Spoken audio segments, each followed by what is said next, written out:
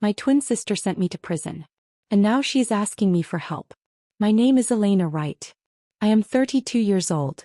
I live in Chicago. 3 years ago I was standing in a federal courtroom while a judge read a sentence that did not belong to me. He said my name. He listed crimes I never committed. Identity fraud. Financial manipulation. Wire transfers in amounts I had never seen in my life. I remember how calm the room felt. No shouting. No chaos. Just papers. Screens. Numbers. That was the scariest part. Everything looked clean and organized.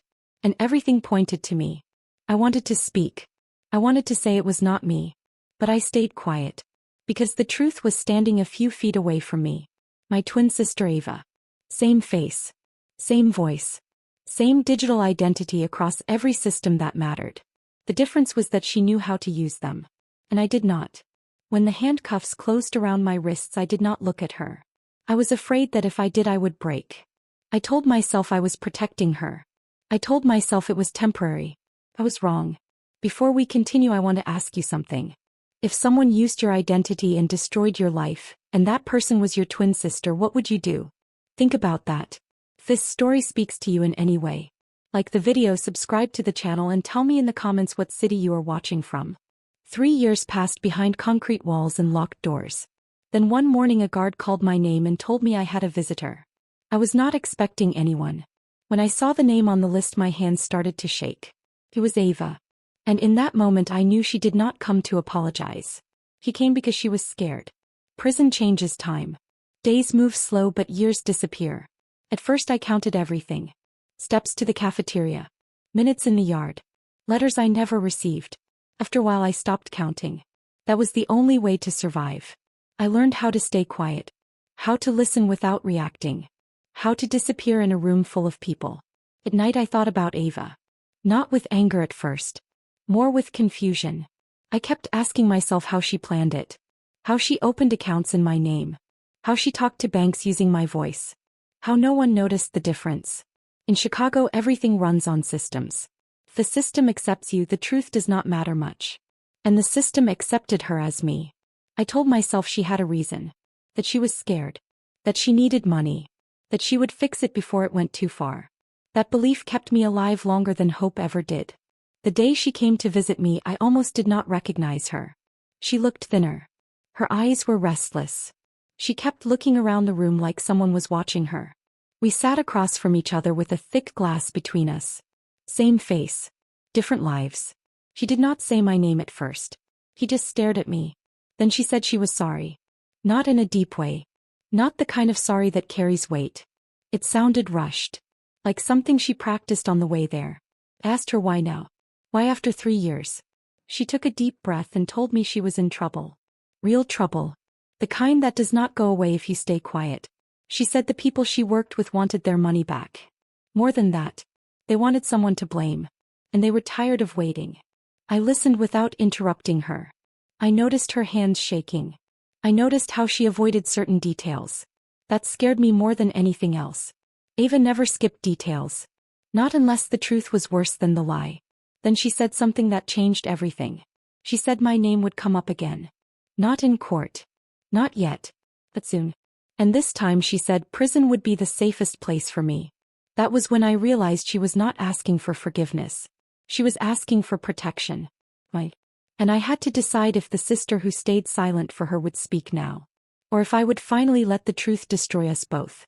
After that visit I could not sleep. Not because of fear. Because of clarity. For the first time in 3 years I stopped protecting her in my head. I started seeing the shape of what she had done.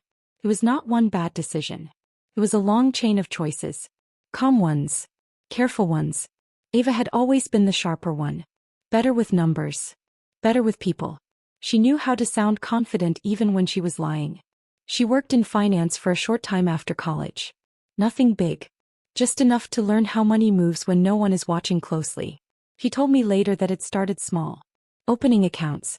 Moving money for someone else. Using my name because it was clean. Because no one would question it.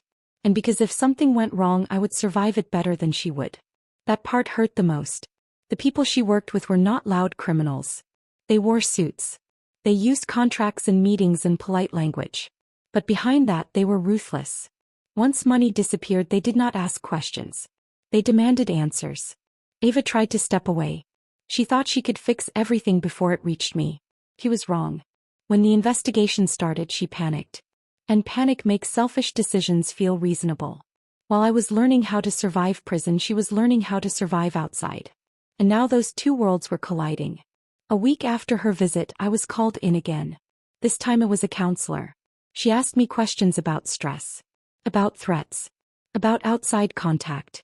Prison has ways of noticing when something is wrong, even if it reacts too late. That night I wrote Ava a letter. I did not accuse her. I did not forgive her. I asked one simple question. What exactly do you want from me? Her reply came fast. Faster than any letter before. She said she needed me to stay quiet. She said if I talked now, everything would collapse. He said people were watching. And if I broke the silence, they would come for both of us. That was when I understood the real threat was not the law. It was the truth. And it was already moving. Silence is heavy in prison. It follows you back to your cell. It sits with you during meals. After Ava's letter, silence felt different. It felt like a choice. And every choice has a cost. I started paying attention to things I ignored before. News on the small television in the common area. Names of banks. Stories about investigations that never reached the full truth. I realized how easy it was for people outside to move on. And how hard it was for someone like me to catch up. I asked for access to the law library. Not because I wanted revenge. I wanted understanding. Federal cases move slowly, but they never really sleep. Files stay open. Names stay connected. That meant my name was still there, waiting. Ava called me one night. Calls from prison are short. She spoke fast. She said the people she worked with were losing patience. Money had vanished again. And this time they believed I was involved. Not because I was guilty, but because I was convenient. She told me to stay calm. To do nothing. She said if I waited it would pass. But her voice betrayed her. She was not calm. She was exhausted. I asked her one thing. Why did you choose me? She was quiet for a moment. Then she said because I would not fight back. She said I was strong enough to endure it. That was the moment something inside me shifted. Strength should not be used as a shield for betrayal. When the call ended, I sat on my bed and stared at the wall. I thought about the life I had lost. The years that would never return. And the future she was still gambling with. I understood then that staying silent was no longer protecting her. It was protecting the people who were using us both. And for the first time since the courtroom I considered speaking. Speaking is not easy when you have been silent for so long.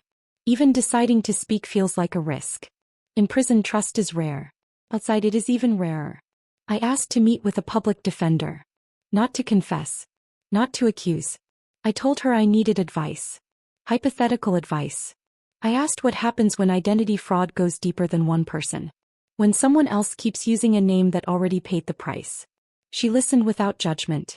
She did not promise anything. He just said one thing. Truth moves slowly, but once it starts, it does not stop. That stayed with me. A few days later, Ava called again. This time she did not pretend to be calm. She said someone had followed her home. She said her phone felt unsafe. She said my name was being mentioned in conversations I should never be part of again. I asked her if she was telling me everything. She hesitated. That hesitation said more than words ever could. She admitted there was one last transfer. One she could not control. One that was still moving. And my name was attached to it. She said if it completed there would be no way to pull me out. Not legally. Not quietly. That was when I understood the timeline. This was no longer about the past. It was about what was coming next. I told her I could not protect her anymore. I told her silence had limits. She begged me to wait. Just a little longer. She said she was close to fixing it. After the call ended, I realized something simple and terrifying. Every time I waited, she made another decision for me. And every decision pushed me further away from my own life. That night I did not sleep. Not from fear. From responsibility. I knew that whatever I chose next would change both of us. And there would be no way back. The threat did not come in a dramatic way. There was no warning. No raised voices. It arrived quietly, which made it more dangerous. One afternoon a guard handed me a note. No name. No explanation. Just a message written in simple words. It said I should stop asking questions. It said my sister was not the only one who could be reached. That was all. Prison is supposed to separate you from the outside world. That note proved it never truly does. I understood then that this was bigger than Ava. Bigger than what I knew. When Ava called after that, I did not tell her about the note. I listened. He sounded broken. She said the people she worked with were panicking. Accounts were being frozen. Investigators were closer than she expected. And they were looking for someone to sacrifice. He said my name again. Not by accident. By design. I asked her if she ever planned to come clean. He said she wanted to. She said she just needed more time. Time was the one thing I no longer had. I told her something I had never said before. I told her I was done carrying her choices. I told her I would not take another step into the dark for her. She cried. Not loudly. Quietly. The kind of crying that comes when someone realizes control is gone. After the call, I sat alone and accepted the truth. No matter what I did, someone would get hurt. The only question was whether it would be me again. That night I made a decision. Not out of anger. Out of survival. I would speak. But I would do it carefully. On my terms. I did not rush into action. Rushing had already taken enough from me. I waited. I observed. I asked questions the right way. In prison, timing matters. So does tone. I asked to speak with the same public defender again. This time I did not use hypotheticals. I told her someone was still using my identity. I told her I believed there was an ongoing operation connected to my case. I did not mention Ava by name. Not yet. He did not look surprised. She told me cases like mine rarely end cleanly. She said if I wanted protection I had to be precise. Facts only. No emotions. That part was harder than I expected. A few days later, Ava found out I had spoken to someone. I could hear it in her voice before she said anything. She accused me of betraying her. The word felt heavy coming from her. I told her betrayal had already happened. I just lived with it longer. She said I was putting us both in danger. I said danger had already found us. Not speaking was no longer protecting anyone. There was a long pause on the line. Then she asked me if I hated her. I told her the truth. I did not hate her. I was just tired of losing myself for her sake. She said she did not know how to survive without me covering for her. That was when I realized how deeply our roles had twisted. I had been protecting her. She had been using that protection to keep going. After the call ended, I felt something unexpected. Relief. Not because things were getting better, but because they were finally moving. For the first time since the courtroom, the story was no longer being written without me. Things began to change quietly after that. No announcements. No clear signs. Just small shifts. My name was called more often. My file was requested again. People started asking careful questions, the kind that sound casual but are not. I was moved to a different unit for a short time. They said it was routine. I knew it was not. Someone was finally listening. Ava called less. When she did, she sounded distant. Not angry. Not scared. Just empty. He told me she was trying to disappear. Changing places. Using cash. Cutting ties. I could hear how tired she was. Running takes more energy than facing the truth. She warned me one last time. She said if I kept talking, everything would come out. Names. Transfers. Patterns. She said people would not forgive either of us. I told her something she did not expect. I told her everything was already out there. It only needed light. Staying quiet was no longer protecting anyone. It was only delaying the fall. There was a long pause. Then she asked me if I would testify against her. I did not answer right away. That answer carried too much weight. I said I would tell the truth. Nothing more. Nothing less. She did not argue. He just said she understood. And for the first time I believed her. After that call, I sat alone and thought about what truth really meant. It meant losing the last illusion I had about us. But it also meant a chance. Not for forgiveness. For freedom. Somewhere outside those walls, a clock was still ticking. And this time I was no longer waiting for it to run out. After things started moving, prison felt different. Not safer. Just more awake. I noticed how often doors opened and closed. How often my name appeared on clipboards. I was no longer invisible, and that brought its own kind of danger. I spent more time alone. Not because I was isolated, but because I chose to be. When you start remembering who you were before everything broke, noise becomes exhausting. I needed quiet to hear myself think. I thought about Ava before all of this. Before money. Before fear. Before choices that could not be undone. We were inseparable as kids. People mixed up our names, our teachers, even our parents sometimes. But inside we were always different. Ava wanted more. More attention. More control. I wanted balance. I wanted things to feel steady. Growing up in Chicago teaches you early that systems matter. Schools. Banks. Courts. If you fit into the system, life moves forward. If you don't, it pushes back. Ava learned how to bend those systems. I learned how to stay within them. That difference shaped everything that came later. Some nights I replayed moments I ignored back then. How she always handled paperwork. How she liked speaking for both of us. How comfortable she was pretending. None of it seemed dangerous at the time. It felt useful. Convenient. I never imagined it could cost me years of my life. Word reached me quietly that investigators were reviewing connected accounts again. Not just mine. Patterns. Repeated structures. Similar names. The kind of work that takes patience and leaves no room for emotion. That told me this was no longer about blame. It was about understanding how deep it went. Ava stopped calling completely. That worried me more than her panic ever did.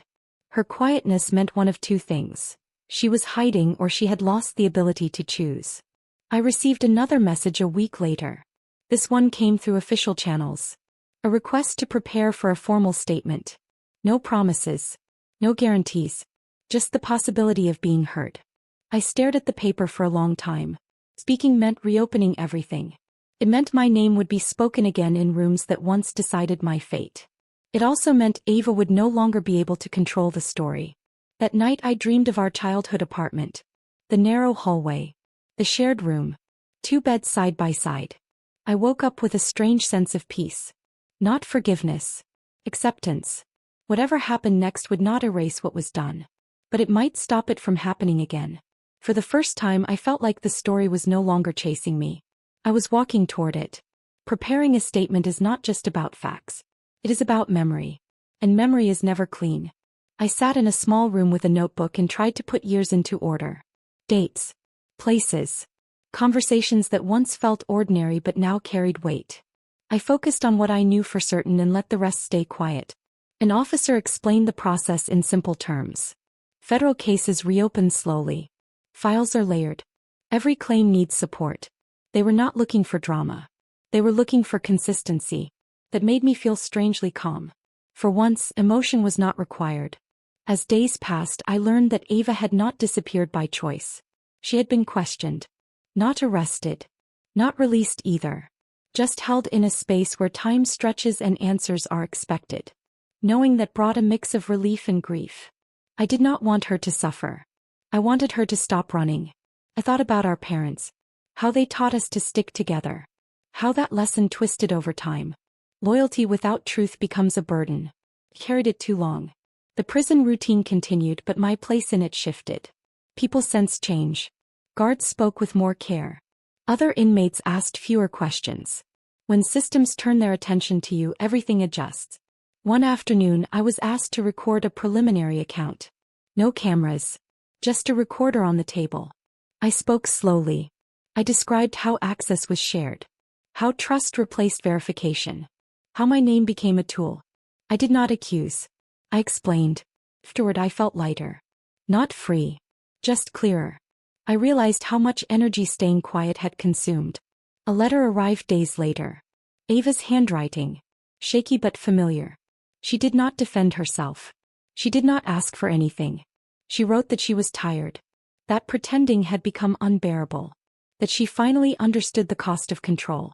She wrote one line that stayed with me. She said she always believed I would save her. And she was wrong to expect that. I folded the letter carefully and put it away. Not as evidence. As closure. Outside, processes continued. Inside, something settled. I stopped waiting for permission to reclaim my life. Whatever came next would be faced openly.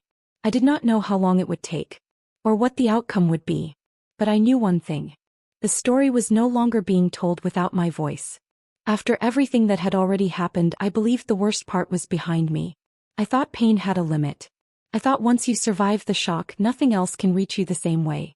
I learned that the mind saves its deepest realizations for later, when you finally slow down enough to feel them.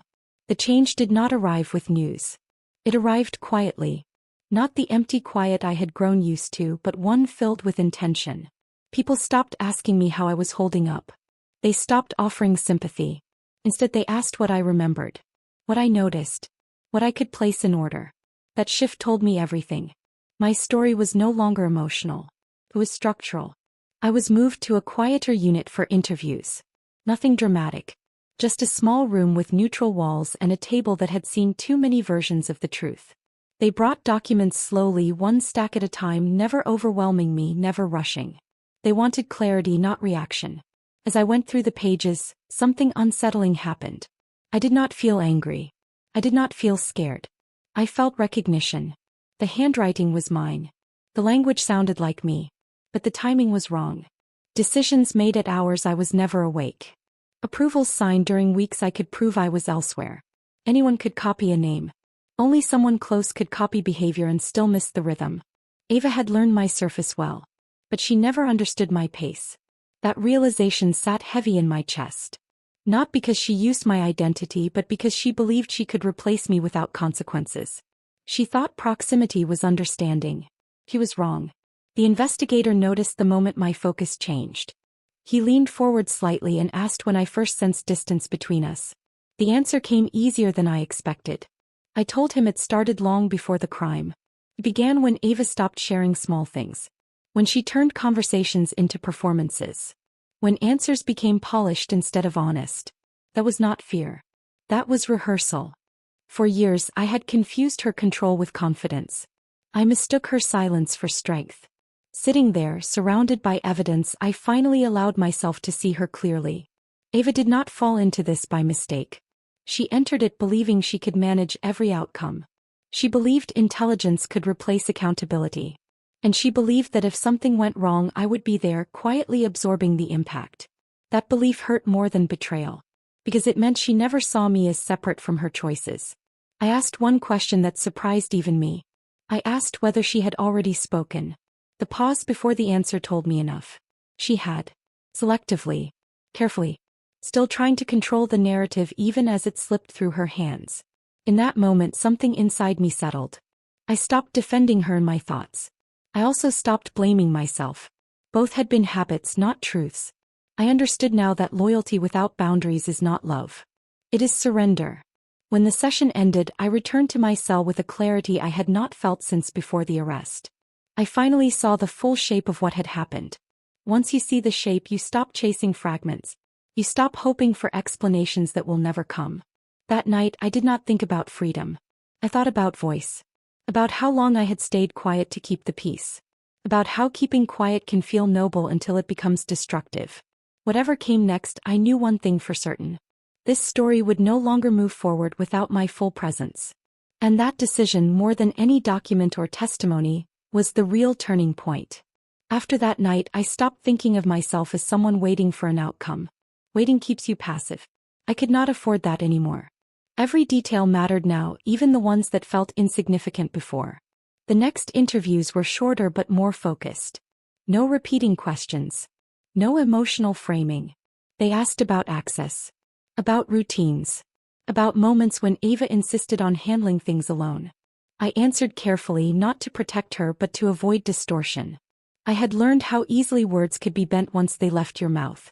I was informed that Ava had agreed to a controlled cooperation. That phrase stayed with me.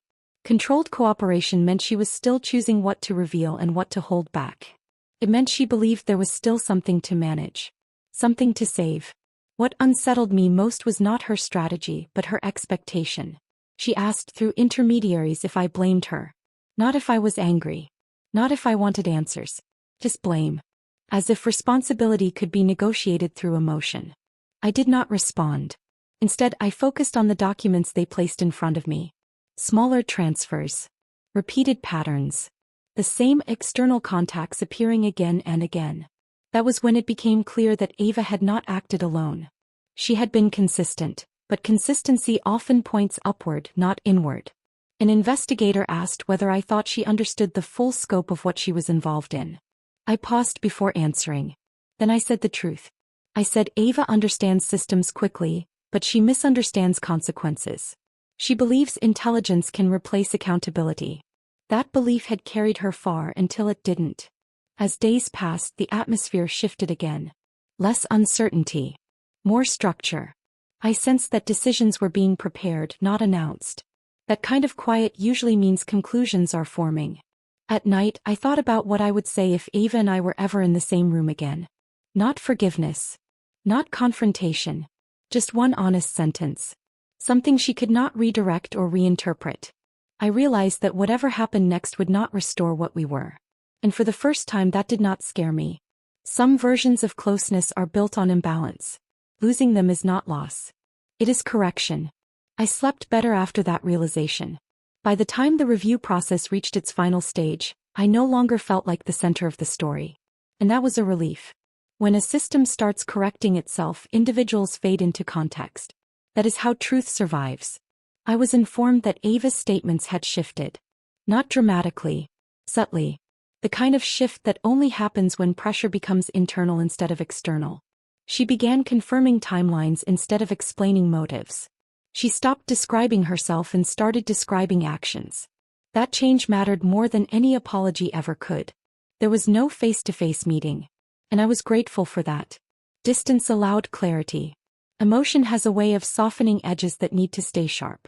I reviewed one final set of documents. This time my name appeared less frequently.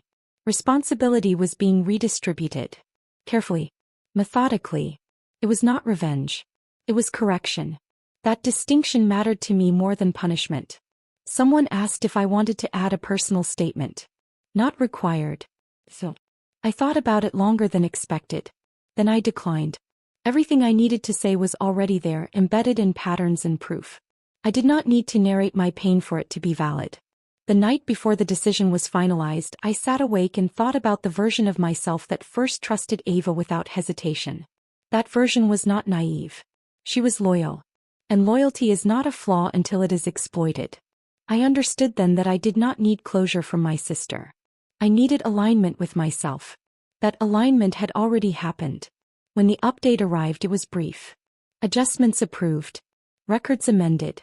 My involvement reclassified. Not erased.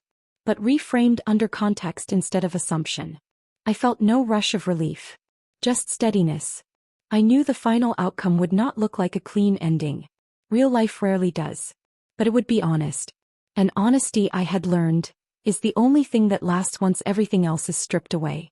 I was ready for whatever came next. Not because I knew the result, but because I no longer feared it. The final decision did not arrive with celebration. It came quietly, the way truth usually does when it has nothing left to prove. A short notice. Clear language. No dramatic tone. Just confirmation that the story I had been living inside for so long was finally aligned with reality. My role was officially corrected. Not erased, not denied, but understood. That mattered more than freedom ever could. When your name is returned to you without distortion, something inside settles. You stand straighter even before the doors open. When I stepped outside again, the world looked familiar and distant at the same time. Streets moved at their usual pace. People passed without knowing what it cost me to be there. I liked that. I did not want my survival to be visible. I wanted it to be quiet. Ava and I did not meet. We were given the option. I declined. Not out of anger. Not out of fear. But out of clarity. Some conversations only reopen wounds that are finally healing. Distance was not punishment. It was boundary. She sent one final message. No excuses. No requests. Just a sentence. She said she wished she had stopped earlier. I believed her. And I also knew wishing does not undo damage. Acknowledging that truth was part of growing up for both of us.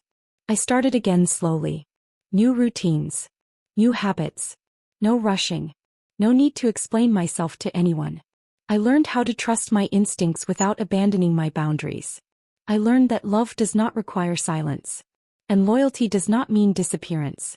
If you are listening to this and you have ever protected someone at the cost of your own voice, pause for a moment. Ask yourself something honestly. When did loyalty turn into self-erasure? And if someone you love asked you to carry their mistakes quietly, would you recognize the danger in that request? Because sometimes the hardest prison to escape is not built by the system. It is built by expectation, by silence, by the belief that love means enduring everything. I thought protecting my sister meant losing myself. I was wrong. Protecting myself is what finally allowed the truth to surface. If this story made you uncomfortable, that is okay. Growth often begins there. If it felt familiar, you are not alone.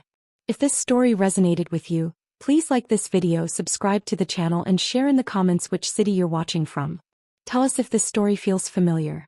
Tell us if you've ever had to find your voice in the face of silence. Thank you for listening. Thank you for caring. And thank you for being part of a community that refuses to stay silent when others are being hurt. And if you are standing at the edge of a choice right now, wondering whether to speak or stay quiet, remember this. Your voice matters. Even when it changes everything.